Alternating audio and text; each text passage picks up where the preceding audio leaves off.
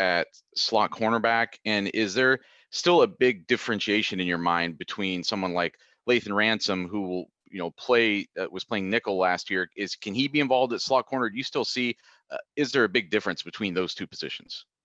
And this is not the answer that you guys are going to want to hear, but we're so far from a depth chart right now, so far from locking guys into positions. I mean, you can ask the players. I mean, we don't even watch defenses when we meet. We just watch techniques and we teach concepts. And, like right now, Lathan has played every position in the secondary this spring, and he's not the only one. It's really just an emphasis in effort, technique, concepts, rather than honing in right now. I guess it's April now, but we got a long way to go before we got to line up and have a game plan and go play the game. So right now it's concepts, it's techniques. It's becoming great football players.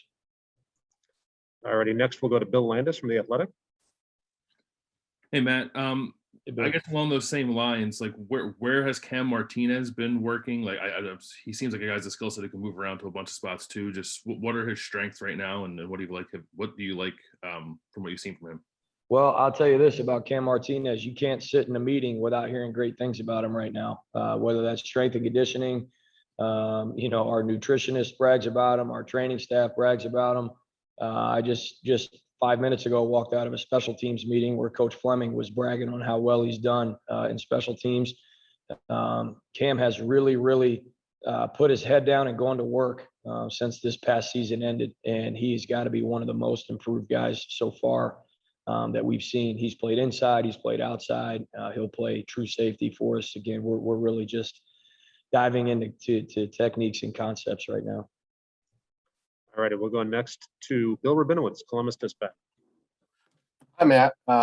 Bill, you have everyone has a different personality than Kerry, I guess. He's just so kind of electric out there. You have a more, I think, understated style. How does that? How would you compare your style? And is that kind of a weird thing to know that the guy that you're, I don't want to say replacing, because he's obviously still there, has a very different style? And how would you describe your style with the players? Well, let me brag on Kerry's style for a minute, man. I admire his energy. I admire, he sees everything in practice. He's all over it. He's unbelievable. He does a fantastic job. And I'm with you. I'm probably a bit more reserved. I'm a little bit more animated maybe on the practice field. But I think we work really well together. I think we play off of each other. You asked about my style. My style is more matter of fact. I just want you to get my corrections, and I want you to hear what I'm saying and not necessarily how I'm saying it. So I just want to make sure that I'm communicating as clearly as I can. All righty, next up, we'll go to Patrick Murphy. Patrick. Hey, Matt. One of the things Ryan made very clear to us was continuity with promoting you and promoting Parker. He talked about the special teams and keeping language all the same. I'm just curious how you have gone about that and what that process has been like from your perspective after we kind of heard Ryan harp on it a little bit early on in the spring. Yeah, and I wish you guys could have just been in our special teams meeting. It was elite. It was one of the best meetings I've ever been in. I think Parker Fleming is an outstanding football coach. I don't think he's good. I don't think he's great. I think he's elite. That's kind of been something that maybe is a little bit different that we do here. 2 years ago, I really tried to emphasize, and it's just kind of gain momentum. And Parker's really taken it and run with it. It's sort of just learning football through the kicking game. It's not punt, it's not punt block, it's not kickoff, it's not kickoff return, it's football. Avoiding a block is avoiding a block. It doesn't matter where that block occurs, whatever it may be. So we're really just trying to learn the game, through kicking, and Parker's done an outstanding job. And that's something that's come from the top down with Coach Day, is making sure that we're speaking the same language. And again, it just goes in chorus with concept teaching, and it's really difficult, I think, as a player to learn, 1,000 different scenarios. But if we can boil them down to, 10, 15, 20 different situations that a player would find himself in, whether it's offense, defense, or kicking game, then I think you've got a chance to take those coaching points and apply them. Next, we'll go to Tony Gerdeman, Buckeye Scoop. Tony. Hey, Matt, we talked a week or so ago, and you mentioned the bullet. I'm wondering how much you expect the bullet to be involved in the defense this year, and who's getting some time there. Have you guys even gotten to that point yet in spring? Yeah, Tony, great question. We're sort of working through it.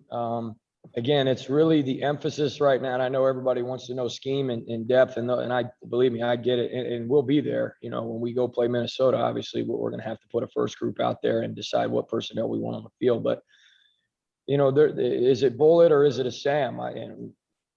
Hard to say. I don't know. It is what it is right now. It's this guy or that guy, depending. But that's, right now our emphasis is playing blocks, running to the ball, tackling, those types of things. So yeah, we want to have the flexibility to be multiple when we need to be multiple. But right now it's really just about playing the game and developing. Alrighty, next up, Austin Ward, Letterman Row. Hey, Matt. Hey, Austin. With what, Ryan Watts and Legend missed, I guess, from just the challenges of last year, how significant is that in your mind? What exactly did they, maybe miss out on, and what does that mean for taking them or getting them up to speed this spring? Austin, that's such a great question. And, I think to highlight, pardon me, you can tell spring ball is starting to catch up with me a little bit, but just to highlight those two guys, I don't think, I think you could really you put the whole team in that. There's a handful of guys that are really, really veteran guys that maybe didn't need quite as much development, but really, it's a young roster. It's a young team. And in our room and every room, there's so many guys that missed out on the opportunity to develop last spring and ended through the summer because it was just so unorthodox with COVID. So, and, I keep coming back to its concepts, its techniques, its effort, it's playing the game. And that's not my thing. That's from Coach Day. And that's why, because, we missed out on so much of that time that, we'll get the scheme. You can teach scheme on the board and in meetings and through film, you can teach scheme. But how do you teach a guy to get off a block? You put him in a situation where he's got to get off a block. I mean, there's no substitute for putting your hands on somebody and getting off a block, So yeah, it's not just those two guys. It's the whole roster that really missed a lot of that development. So we're really, really concentrated, focused on just developing those guys, all these guys. All righty, next up, Stephen Means, Cleveland.com. Hey, Matt. Before you took over this job, back when you were the assistant defensive backs coach and special teams coach, how involved were you in the defensive back recruiting in comparison to what you are obviously now? I know Jansen Dunn was completely you, but outside of that, how involved were you? One thing I think we do a great job of here is sort of recruiting as a team, as a program. So for me to sit here and say I recruited even Jansen Dunn, I mean, I'd love to sit here and say I did this, I did that. I didn't. I played a role in it. But one, the program sells itself. Two, if you sit down on the couch with Coach Day and have a conversation, you would want to be a Buckeye as well. I mean, he's an unbelievable human being. Again, the place sells itself. Coach Combs is arguably one of the greatest recruiters in college football history. So, I think one of the things that I do well is realize who I am, and I'm not super well known and those types of things. And I'm okay with that. So what I try to do is facilitate a lot of conversation with people who are, a little bit more brand recognizable and those types of things. I make emphasis where I can make emphasis. But, if I'm involved in recruiting a defensive lineman, I'm going to Larry Johnson, and I could care less who if I get a tick mark on the internet for it or not. If it's a guy I think can help our program, I'm going to do whatever I can do to get him. And frequently for me, that entails involving other members of our program. All righty, this will be the last question for Coach because we got Josh Proctor ready for you. So we'll go to Brendan Gulick. Brendan. Hey, Matt.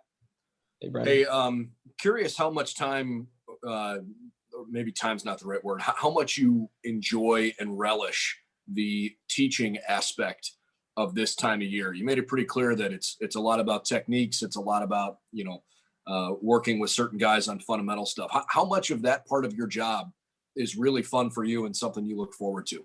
Man, what a great question, Brendan. I've just about every day that I've gone home, my wife has asked me, how's your day? And I'm like, just glowing, man. I just love it. I love the season. I love to compete. I love the game plan.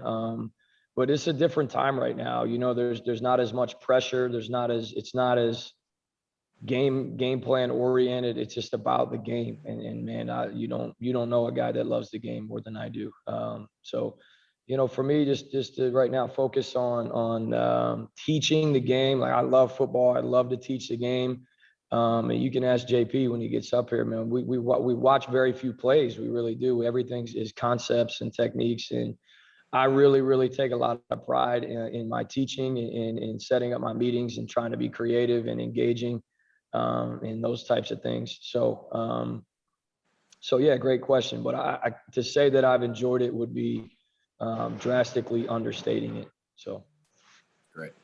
Hey, can we get if I don't know how to mute myself, but if Jeremy's got a question, I'd like to answer his question if we can. Yeah, sure. Go for it. Thanks, Matt. My question is about Denzel Burke. I mean, we talk about Cam Martinez and the development from a year ago to now, from a kid who played offense primarily in high school to playing the defensive backfield. Denzel was a wide receiver for the most part at Saguaro and played a little bit of DB. Coming in early with some guys that maybe would be in the rotation not going this spring. How important has it been for Denzel, and what have you guys seen out of him? It's actually uncanny how natural he does a lot of things at corner for not having played there very much. I don't know if it's 7-on-7 development or he just had a trainer, somebody that he worked with, but he does a lot of things naturally very well.